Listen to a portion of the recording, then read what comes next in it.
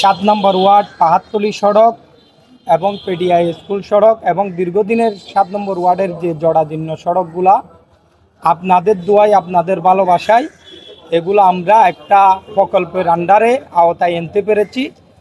এই সফলতা আপনাদের ভালোবাসা এবং আপনাদের দোয়ায় এই সফলতা আপনাদের সবার। আমরা ইতিমধ্যে জানতে পেরেছি যে খুব শীঘ্রই এই রাস্তা অলরেডি ড্রয়িং ডিজাইন হয়ে গেছে, টেন্ডারে যাবে। কিন্তু এর মধ্যে যে আমাদের এই রাস্তা দিয়ে হাঁটা চলা করার জন্য মানুষ কষ্ট পাচ্ছে, সেটা আমরা কথা বলেছি পৌর প্রশাসক এবং এক্সিএন মহাদয়ের সাথে। ওনারা খুব শীঘ্রই এগুলো সংস্কার করে দিবে বলে আমাদের আশ্বস্ত করেছেন। এবং যে কুনির মাঠের যে একটা সবুজ বাগ কুনির মাঠ নামে পরিচিত কালভার্ট, এই কালভার্টও তারা খুব শীঘ্রই টেন্ডারে যাবে বলে আমাকে বলেছেন।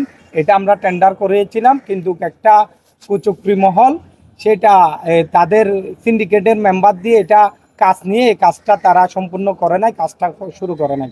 এবং এই যে দুইটা রাস্তা এবং কানেক্টিং ইসুলগুনা সড়ক, বাতামিয়ার সড়ক এবং আরও কয়েকটি কানেক্টিং রোড আমরা যে একটা আওতার মধ্যে নিয়ে এসেছি, সেগুলো বাধাগ্রস্ত করার জন্য একটা কুচক্রী মহল ঢাকা পর্যন্ত বিভিন্ন মাধ্যমে তারা চেষ্টা করেছে। তারা বাধা সৃষ্টি তারা সেগুলো মনে হয় করতে না পারায় তারা এখন অন্য ধরনের একটি পায়তারা চালাচ্ছে। তা আমি মনে করি খুব শীঘ্রই আপনাদের দোয়ায় রাস্তার টেন্ডার হয়ে যাবে ইনশাল্লাহ। আমরা আশা করছি এলাকাবাসী সুষ্ঠু একটা সমাধান পাবে।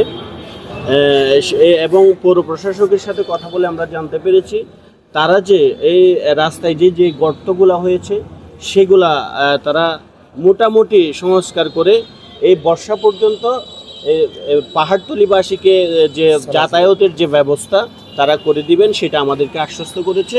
যে রাস্তার বিষয়ে বলেছেন সেটি আমরা যেমন গত বর্ষায়ও গিয়ে দেখে এসে সাময়িকভাবে যতটুকু কাজ করে দেওয়া যায়, বর্ষাটা যেন পার করতে পারে, ওই এলাকার মানুষজনের জন্য চলাচলের সুবিধা হয়, আমরা সেটা গতবারও একটা সমাধান করেছিলাম মোটামুটি। এটি যেহেতু একটা বড় প্রজেক্ট থেকে রাস্তার কাজটি ধরা আছে, এখন আপাতত সমাধান হিসেবে আমরা সেখানে আবার ইঞ্জিনিয়ার সাহেব যাবেন, আমার এক্সএন মহোদয়ের সাথে কথা হয়েছে, উনি রাস্তাটা দেখবেন, দেখে এখানে আপাতত আমরা যতটুকু কাজ করলে মোটামুটি চলাচলের উপযোগী থাকে আমরা সেটা করার চেষ্টা করব।